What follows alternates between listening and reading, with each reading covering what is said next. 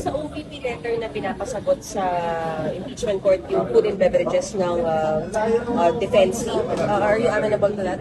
Well, decision po ng Senate President namin, number one, ano namin sasagutin sa COA yun, di ba? Magtatanong kami, napag-usapan namin kagabi sa mini-caucus ng majority sa taas. Pinag-usapan yun, and the decision of majority is like, ba't natin sasagutin? Di ba? How do we explain that?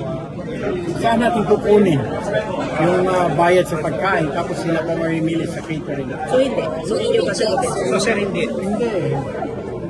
Sir, official ano na yun, sir? Nani-reject na yun? I guess the Senate President will be the right person to ask. Pero upon the decision of the majority of those who attended the mini caucus last night, parang sabi na hindi because saan natin kukunin? Wala naman sa budget natin, baka masita tayo. Paano natin i-explain na pinakain natin yung defense?